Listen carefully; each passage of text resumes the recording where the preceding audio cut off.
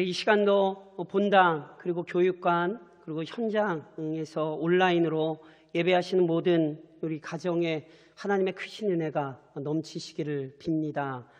우리는 모두 다 인정할 수밖에 없습니다.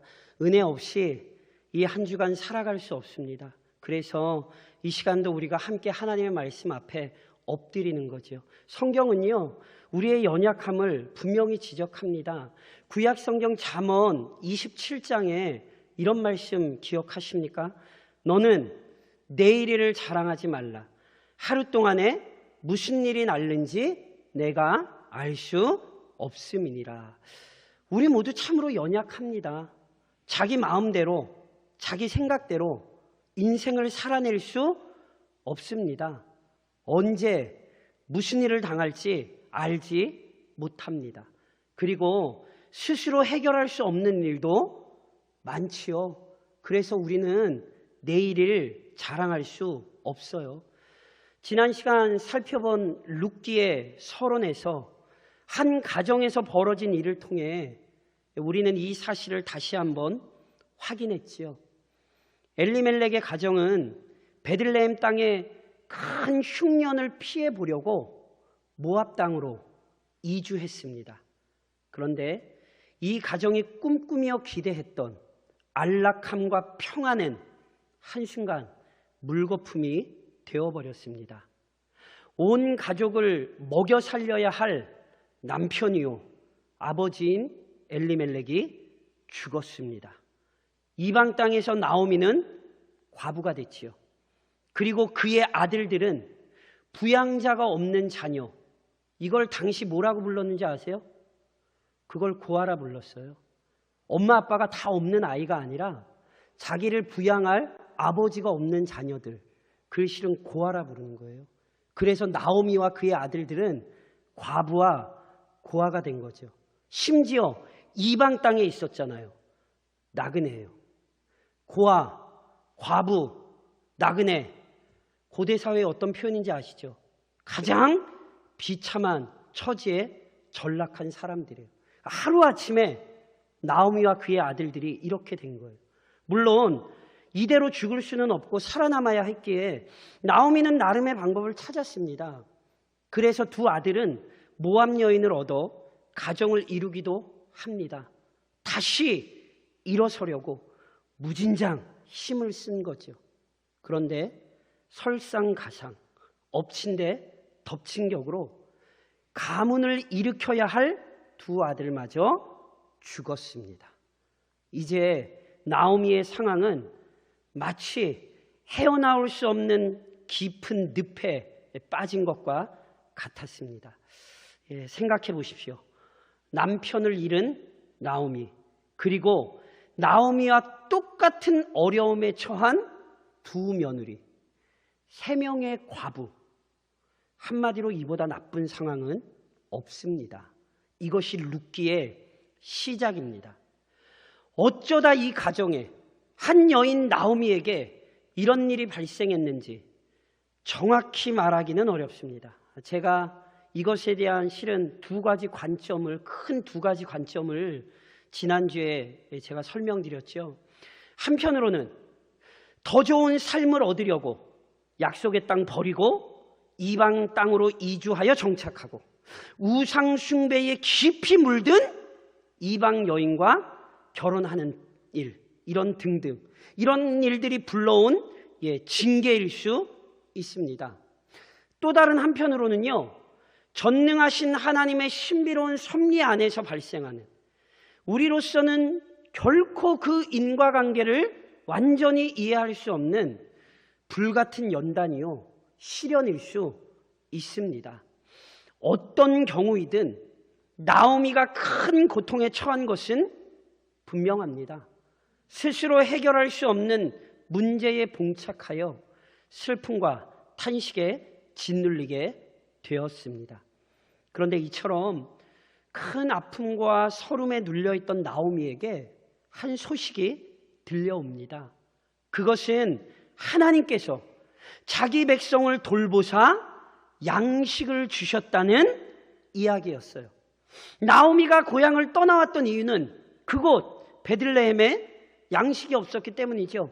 베들레헴 어떤 뜻이라고요? 떡집이라는 의미예요. 그런데 그 떡집에 떡이 없었어요. 그런데 지금 베들레헴의 상황이 변한 것입니다. 무엇보다 상황이 변한 이유가 중요합니다. 여호와께서 자기 백성을 돌보시사. 여호와께서 자기 백성을 돌보시사. 여호와의 선하신 손길이 그 백성에게 나타났죠.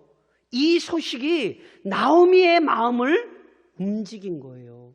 그래서 어떻게 합니까?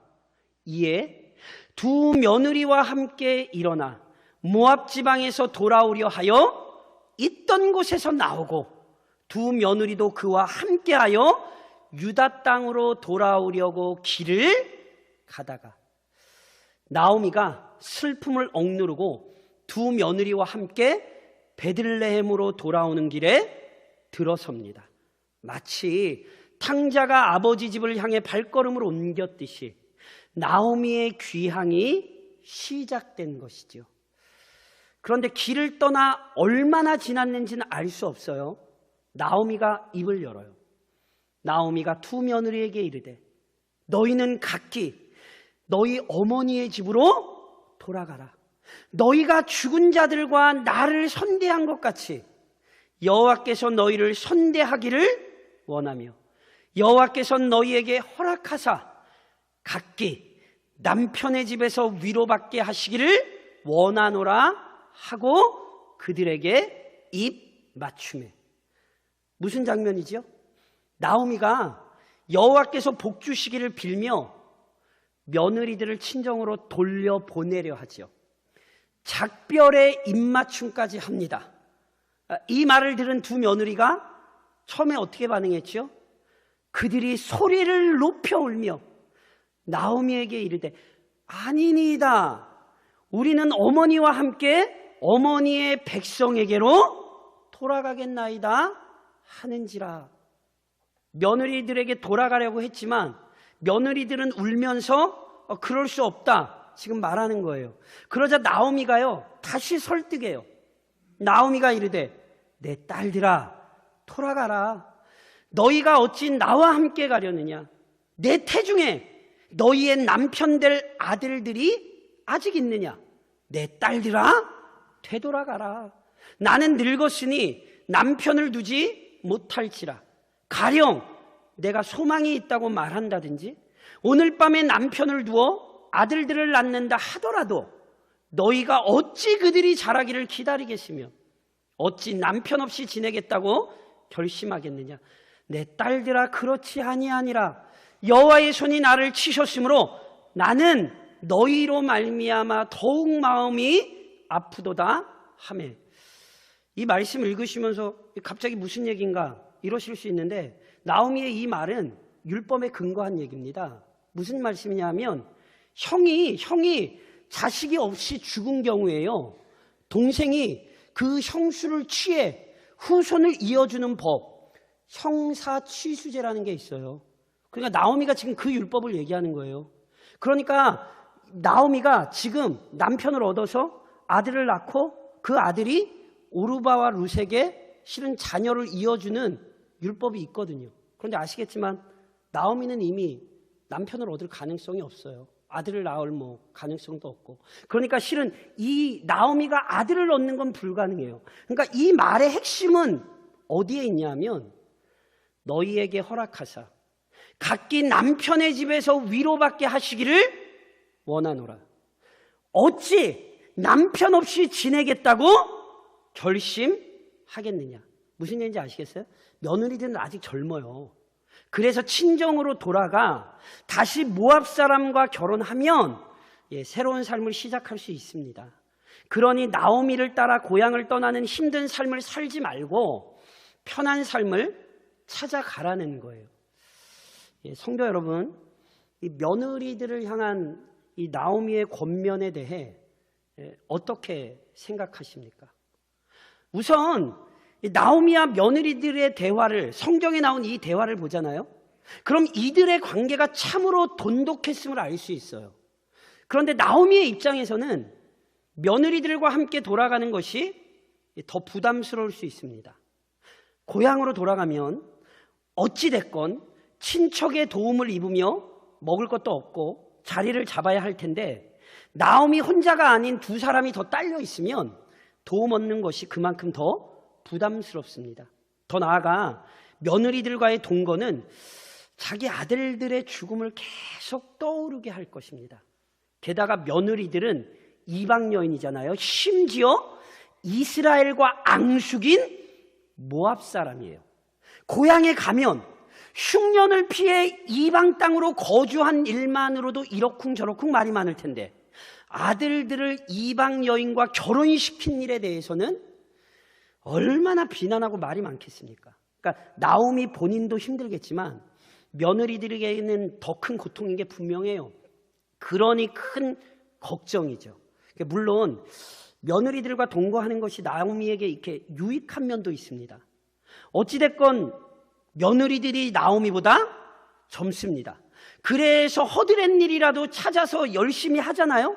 나오미를 봉양할 수 있겠죠. 그래서 저랑 살펴보시겠지만 실제로 이후에 룻이 그렇게 하죠.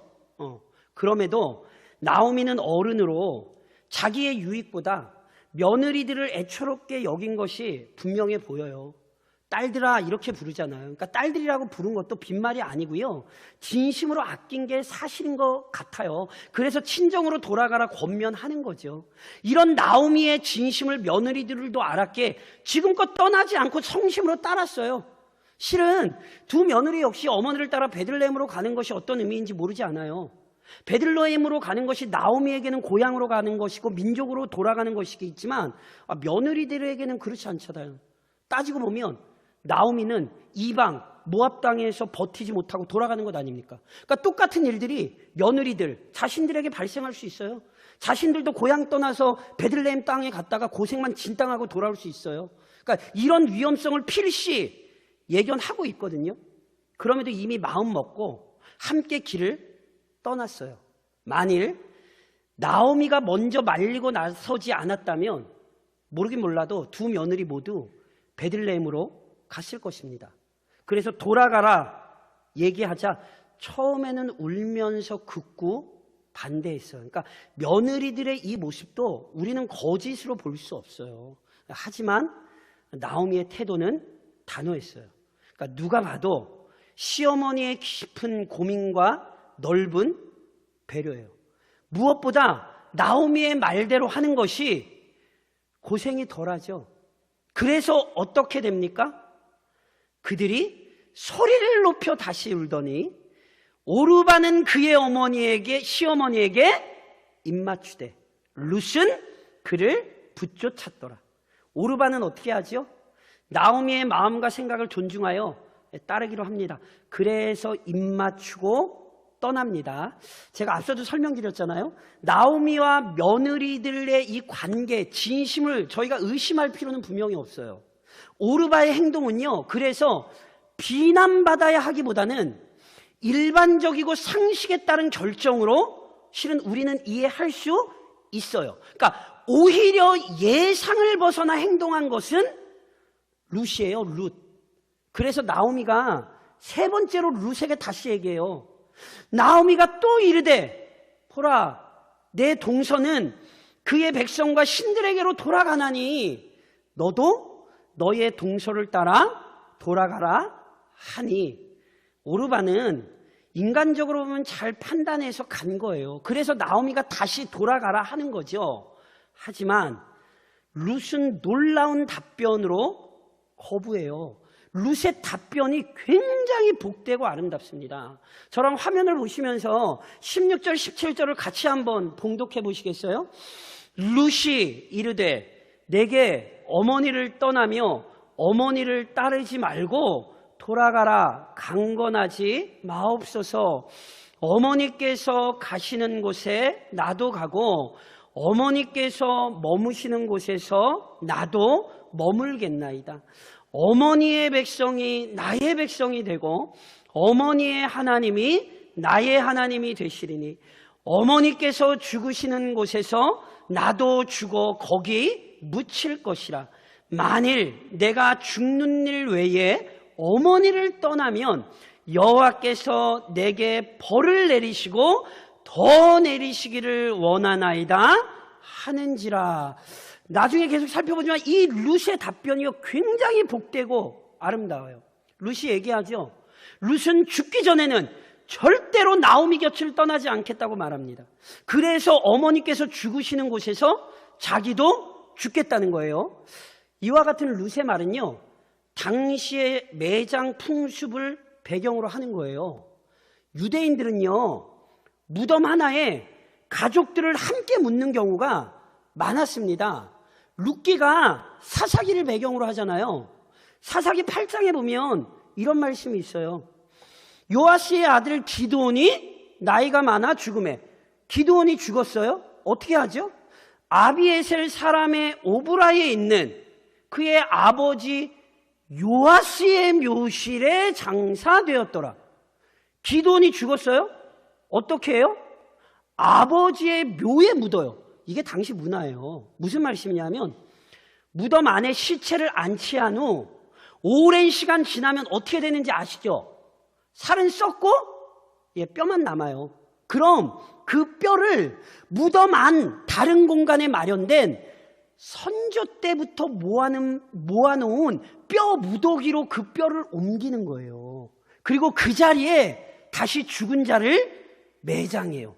이후 또 살이 다 썩고 뼈 남으면 뼈 묻어뒀는데 묻고 다른 후손을 또 묻는 거예요. 그래서 성경에 조상의 묘실이다, 이 표현이 바로 이걸 얘기하는 거예요. 그러니까 룻의 말은요, 이런 풍습에서 지금 나온 거예요.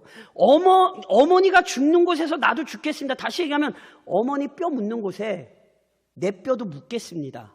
아주 당시의 풍습을 잘 설명한 거예요. 그러니까 룻은 자신은 이미 결혼하면서 어머니와 떨어질 수 없는 관계가 되었으니 그 관계 절대로 저버리지 않겠다고 단호한 의지를 드러낸 것이죠. 그래서 제가 앞서 설명드렸잖아요.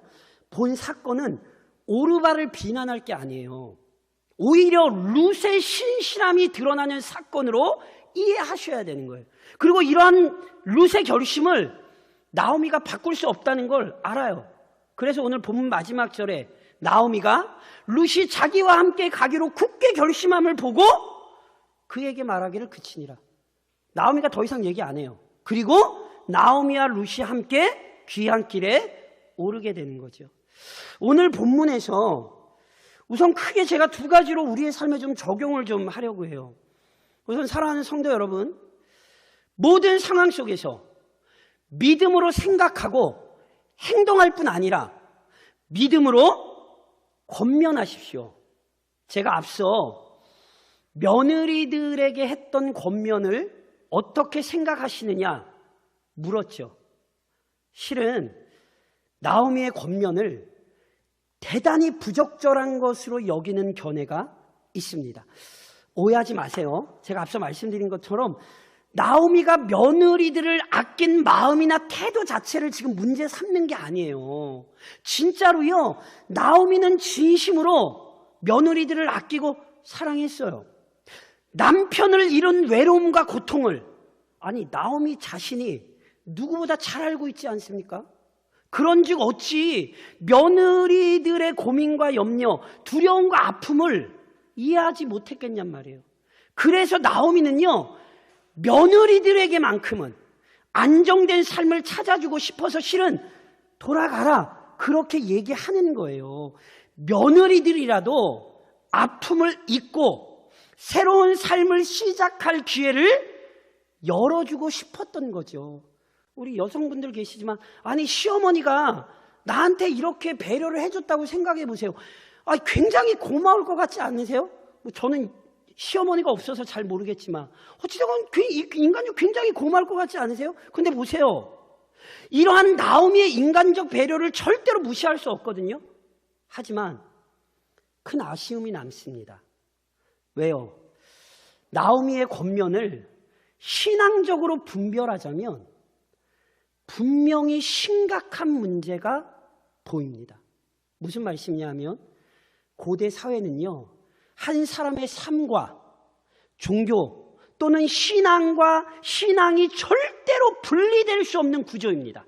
그러니까 쉽게 말씀드리면 이스라엘 사람은 여호와 하나님에 대한 신앙과 그 신앙 방식에 따라 살아가는 거예요. 모압 사람은요, 여러 우상을 숭배하는 중에도 그모스라는 신을 주신으로 섬기며 살아가요.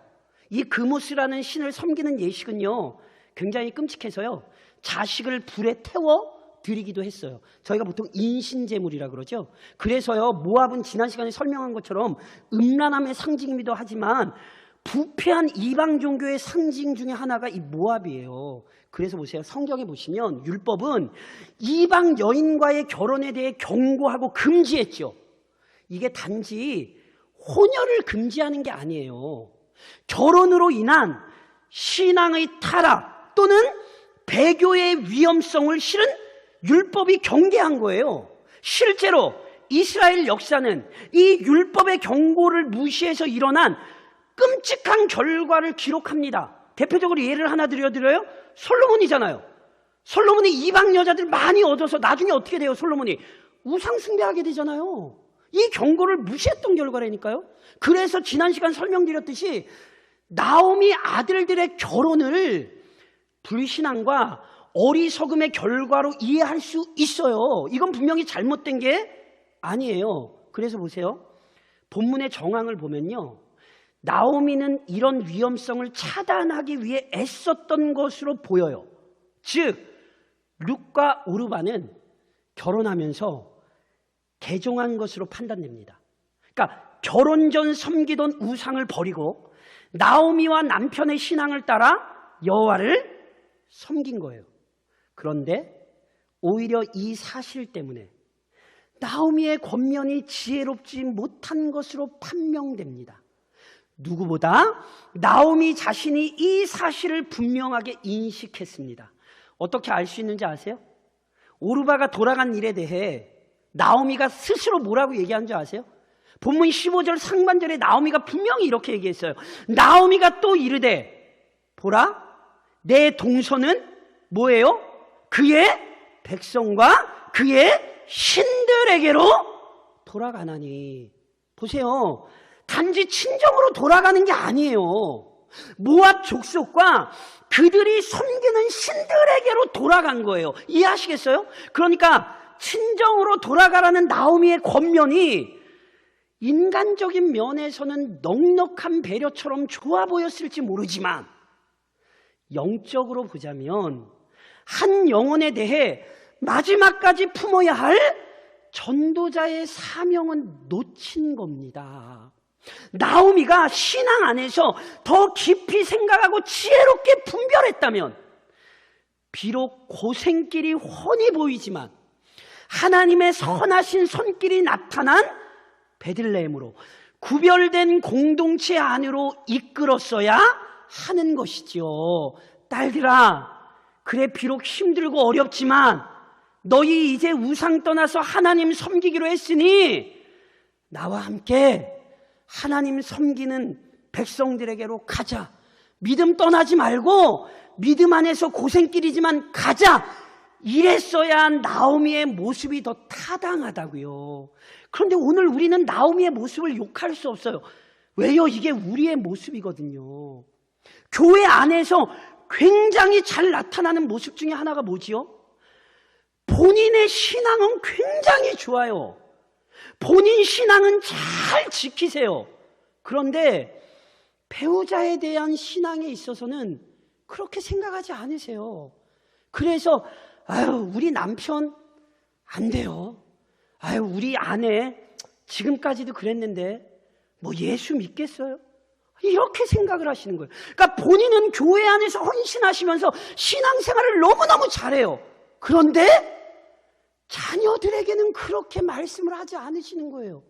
자녀들은 신앙생활을 안 하는데도 본인은 신앙생활을 잘하면서 자녀들의 신앙은 방치하는 거예요. 오늘 나오미는 교회 안에 있습니다. 오늘 우리 교회 안에 있습니다. 잘 생각하셔야 돼요. 우리는 구원을 하는 사람들 아니에요. 구원은 누구 손에 있어요? 구원은 하나님 손에 있어요. 그런데 그 구원으로 초대하는 책임은 우리에게 맡기셨어요. 그래서 우리는 그 책임을 감당해야 되는 거예요. 지금 영적으로 판단하십시오. 그리고 바르게 권면하십시오. 끝까지 구원으로 초대해야 하는 이 사명을 감당하십시오. 동시에 부족하고 연약한 죄인 안에서 친히 일하시는 하나님의 신비로운 손길을 간구하십시오. 제가 다시 한번 말씀드리지만 인간적인 면에서 보자면 오르바의 결정이 현명하고 잘한 것으로 보여요. 유대의 민족적 전체성이 뭔지 아세요? 선민사상이에요. 선민사상. 구별된 백성이라는 자부심이 굉장히 강했어요. 그래서 이방인에 대해 강한 거리감을 두던 사람들이 유대인이죠. 무엇보다 율법에 보면 신명기 23장에 이런 말씀 있는 거 아세요? 암몬 사람과 모압 사람은 여호와의 총회에 들어오지 못하리니 그들에게 속한 자는 10대뿐 아니라 영원히 여호와의 총회에 들어오지 못하리라. 암몬과 모압 사람은 뭐 못한대요? 여호와의 총회에 그냥 못 들어오는 게 아니에요. 영원히 들어오지 못해요. 여호와의 총회에 들어오지 못한다는 말씀에 대해 실은 여러 가지 해석이 있어요. 이스라엘 백성 가운데 섞여 살 수 없다거나, 이스라엘 백성과 결혼할 수 없다거나, 이스라엘 백성으로 귀화할 수 없다거나, 이스라엘 백성 중에 어떤 직책을 맡을 수 없다거나 기타 등등. 보수적이며 보편적인 견해는요, 이스라엘 백성 중에 어떤 직책을 맡을 수 없다, 이런 의미로 이해하거든요. 근데 누가 맞는지는 실은 잘 몰라요. 어찌됐건 이런 계명이 있단 말이에요. 모압 사람에 대한 이런 계명이 있단 말이에요. 그러니까 보세요. 남편 없는 모압 여인이 베들레헴에 정착하는 일이 어찌 쉽겠습니까? 게다가 남편 없는 시어머니를 봉양하는 일이 어찌 염려되지 않겠습니까? 그런즉 다시 한번 말씀드리지만 오르바는 사람이라면 누구나 선호할 만한 길을 선택한 거예요. 근데 진짜 문제는 뭐라고요? 친정으로 돌아가는 것이 단순히 이게 인륜적 차원을 넘어선 신앙적 문제라는 거예요. 단순히 하나님의 단순히 땅덩어리를 바꾸는 게 아니라 신을 바꾸는 문제예요. 그러니까 나오미도 알고 오르바도 알아요. 룻이라고 몰랐겠어요? 그래서 룻이 아까 얘기했죠. 룻의 고백이 참 아름다워요. 어머니의 백성이 나의 백성이 되고, 어머니의 백성이 누구예요? 이스라엘 구원의 백성. 내가 그 백성 중에 속하겠다는 얘기예요. 어머니의 하나님이 나의 하나님이 되시리니. 이거 이방 여인에게 나온 놀라운 고백입니다. 룻은 단지 거주지를 옮기는 게 아니에요. 단지 어머니를 따라가는 게 아니에요. 지금 룻은 여호와 하나님께 자신의 인생을 맡긴 거예요. 인간적 도리를 넘어선 신앙적 결단이라니까요. 굉장히 아름다운 고백이에요. 룻은 오르바가 갖지 못한 영적 안목을 소유했어요. 그럼 물어야죠. 도대체 어떻게 이런 일이 가능했냐고. 똑같은 모압 며느리 두 사람인데 누구는 이전 삶으로 돌아가고 누구는 여호와 하나님을 따라왔어요. 우리가 할 수 있는 답변은 하나입니다. 언젠지 모르나 하나님의 신비로운 은혜가, 자비로운 손길이 룻의 마음을 변화시켰다는 거예요. 앞서 인용한 신명기에 기록된 모압 사람이 여호와의 총회에 들어오지 못한다는 말씀은요, 모압 사람이라고 해서 구원의 은혜에서 제외된다는 말씀 아닙니다. 그 증거가 뭐예요? 룻이잖아요. 룻은 놀랍게도 우상을 버리고 하나님을 선택했고 그리스도의 계보에 들어가는 사람이 됐어요. 하나님께서 룻의 마음에 은혜를 부으셔서 이방 여인이 믿음의 길에 들어서기로 결단하게 하셨죠. 얼마나 아름답습니까? 그리고 이 사실이 오늘 코로나19라는 위기의 때를 살아가는 우리에게 진정한 소망이 되는 거예요. 지금 많은 사람이 나오미와 같고 룻과 같고 오르바와 같은 상황 속에 처했어요. 살 길이 막막하죠. 근심과 걱정으로 마음이 무너져 있습니다. 그래서 더더욱 지금의 판단과 결정이 중요합니다. 이 힘든 상황에서 어떻게 해서든 살아남아 보려고 하다가 잘못된 판단을 내리기 쉽습니다. 오르바처럼 지금 당장 좋아 보이는 길을 선택하기 쉽습니다. 그래서 지금 교회 안에서 지금 당장 살아보고자 믿음의 길을 떠나는 일들이 일어나지요. 그래서 은혜가 필요합니다. 하나님의 은혜가 임할 때 비록 힘들지만 롯처럼 믿음으로 사는 길을 선택하게 되는 거예요. 오직 은혜 안에서만 나 자신이, 그리고 우리의 자녀가, 더 나아가 우리 교회와 초국교회가 순전한 믿음을 지키며 인내하기로 결단할 수 있는 거예요. 그런즉 하나님의 신비로운 손길을 구하십시오. 룻에게 일어났던 것처럼 하나님의 도우심을 간구하십시오. 그 은혜 안에서 오늘 결단하십시오. 하나님, 지금 비록 힘들지만 하나님, 나는 믿음으로 살겠습니다. 앞으로도 고생길이 훤하지만 하나님, 나는 이 믿음 안에서 주님을 따르겠습니다. 열심을 품고 주를 섬기겠습니다. 많은 사람들이 가는 넓은 길을 가는 게 아니라 하나님, 나는 끝까지 좁은 길을 걷겠습니다. 결단을 품고 집으로 돌아가십시오. 그리고 한 주간 이 결심을 우리 마음에 주시고 이 결심을 능력 있게 하시는 그 은혜 안에서 풍성한 열매를 맺으십시오. 룻의 결단을 주신 하나님께서 이번 한 주간도 우리를 인도하실 것을 믿고 그 믿음의 결단으로 살아가시기를 우리 믿음의 주요 구원자 되시는 우리 주님의 이름으로 권면드립니다.